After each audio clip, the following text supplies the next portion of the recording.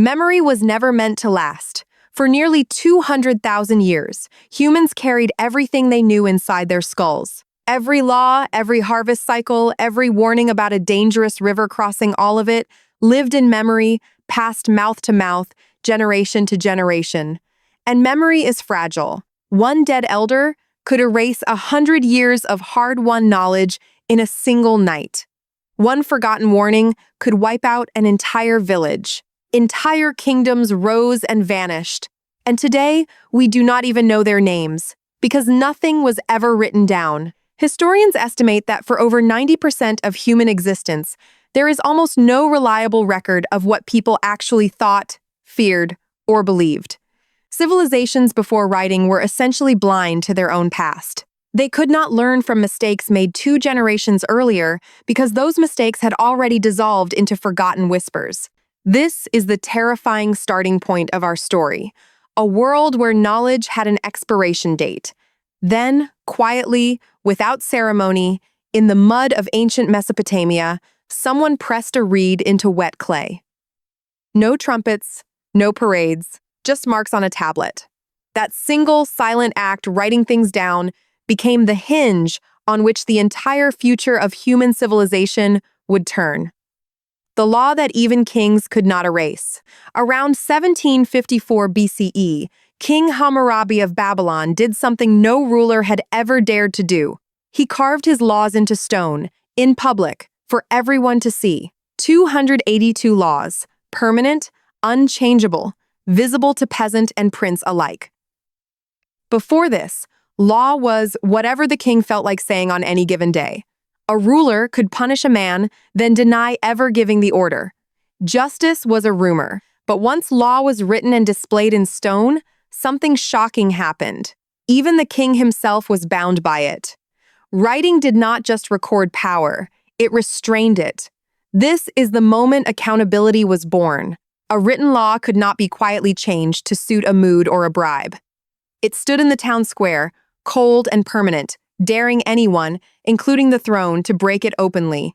This single habit of writing rules down instead of merely speaking them created the first fragile seed of justice systems that would one day become constitutions, treaties, and human rights charters. Every court, every contract, every innocent until proven guilty you know today traces its DNA back to that stone in Babylon.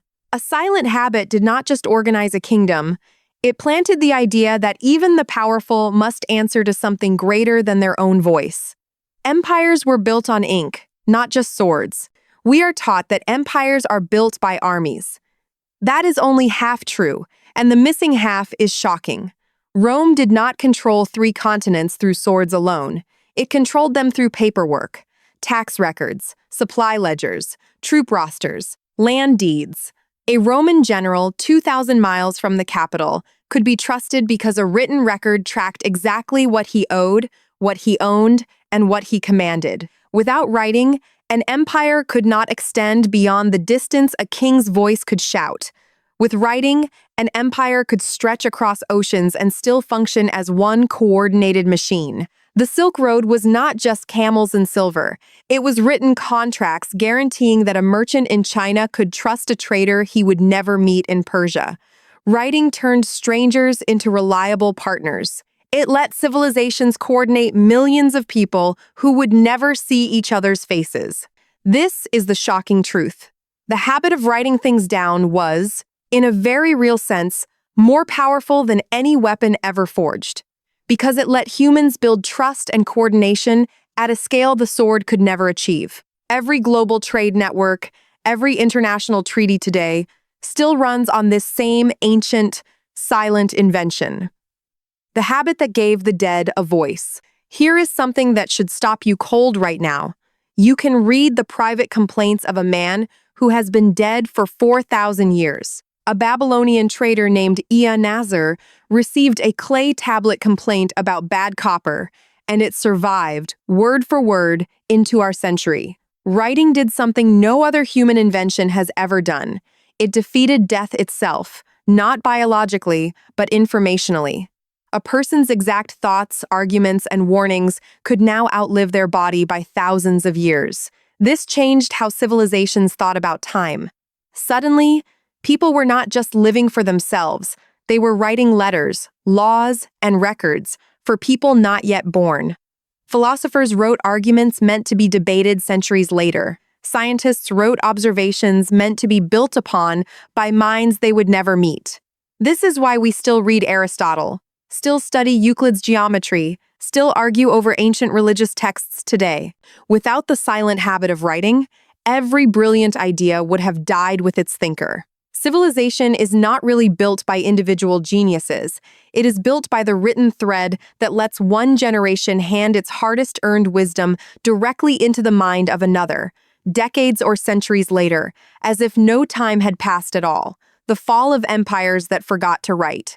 Now for the darker half of this story. Some of the most advanced societies in human history collapsed almost completely, not because they were weak, but because they stopped keeping reliable records or lost the ones they had. When the Library of Alexandria burned, humanity did not just lose scrolls. It lost centuries of astronomy, medicine, and engineering knowledge that had to be painfully rediscovered over 1,000 years later. Entire medical treatments were forgotten and had to be reinvented from scratch. Entire mathematical proofs vanished and were not solved again for generations. This is the shocking warning hidden inside this whole topic. Knowledge that is not written down does not survive collapse. Oral memory dies with the last generation that remembers it. Civilizations that failed to preserve their written records in times of war, fire, or conquest often lost more than buildings. They lost their accumulated intelligence, forcing their descendants to start nearly from zero. This is why conquerors so often burned libraries first, before palaces. They understood something we often forget today: destroy the writing. And you don't just conquer a people, you erase their ability to remember who they were. The silent habit that builds civilizations is the exact same habit that, when lost, can quietly destroy them. The habit still runs the world today. Here is the part that should genuinely shock you. This ancient habit never stopped working, and it is still deciding your life right now. Your bank balance, your medical history, your legal contracts, your passport, your diploma, all of it is nothing but modern clay tablets. The habit of writing things down evolved into constitutions that govern billions of people, scientific journals that cure diseases, and even the code written to build the very device you are watching this on. And on a personal level, the exact same principle still separates people who grow from people who repeat the same mistakes forever. People who journal their goals, track their habits, and write down their lessons learn faster than those who trust memory alone, because memory, as we learned at the very start, was never built to be reliable. This single silent habit, putting thought into permanent form, built law, built trade, built science, built memory that outlives death itself. And it is still, today, the quiet difference between civilizations and people who rise, and those who are slowly, silently forgotten. What if the single greatest force in human history was never a sword, never an army, never even a king, but a quiet habit so ordinary that almost nobody in the ancient world realized what they were witnessing? For nearly 200,000 years, every law, every warning, every hard-earned lesson humans discovered lived only inside memory, passed from mouth to mouth, fragile as smoke. One dead elder could erase 100 years of wisdom in a single night. Entire tribes vanished, and today we cannot even speak their names because nothing about them was ever preserved. Then, in the mud of ancient Mesopotamia, someone pressed a reed into wet clay, and without ceremony, without anyone realizing the magnitude of what had just happened, the world changed forever. Centuries later, King Hammurabi of Babylon carved 282 laws into solid stone and placed them in public view for peasant and prince to read alike. Before this moment, law was simply whatever a ruler felt like, declaring on a given day, and justice was little more than a rumor whispered through the streets. But once law was written in stone, even the king himself became bound by it. Writing did not just record power, it restrained it. That single stone in a Babylonian square planted the first fragile seed of every court, every contract, every constitution that exists today. And empires learned this same secret. Rome did not command 3 continents through swords alone. It commanded them through paperwork, tax records, land deeds, supply ledgers. A general 2,000 miles from the capital could be trusted because a written record tracked exactly what he owed and what he commanded. Writing let strangers become reliable partners across oceans, coordinating millions of people who would never see each other's faces. In a very real sense, this silent habit was more powerful than any weapon ever forged. It even defeated death itself. Right now, you can read the exact complaint of a Babylonian trader who has been dead for 4,000 years, preserved word for word on a clay tablet. Writing let human thought outlive the human body. Philosophers wrote for minds not yet born. Scientists recorded observations meant to be built upon by people they would never meet. This is why civilization is never really built by lone geniuses. It is built by an unbroken written thread, carrying hard-earned wisdom from one generation directly into the next, as though no time had passed at all. But here is the darker half of the story. When the Library of Alexandria burned, humanity did not just lose scrolls. It lost centuries of medicine, astronomy, and engineering, some of it not rediscovered for 1,000 years. Civilizations that failed to protect their written records during war or conquest did not just lose buildings, they lost their accumulated intelligence, forced to begin again from nothing. This is why conquerors so often burned libraries before they touched a single palace. They understood a brutal truth: destroy the writing. And you don't just defeat a people, you erase their ability to remember who they ever were. And this ancient habit never stopped working. It is still deciding your life today. Your bank records, your medical history, your legal contracts, your diploma, all of it is nothing but a modern clay tablet. The same silent habit built constitutions that govern billions, scientific journals that cure diseases, and the very code running the device in your hand right now. And on a personal level, the people who write down their goals, track their habits, and record their lessons grow faster than those who trust memory alone. Because memory, as history has proven again and again, was never built to be reliable. One silent habit built law.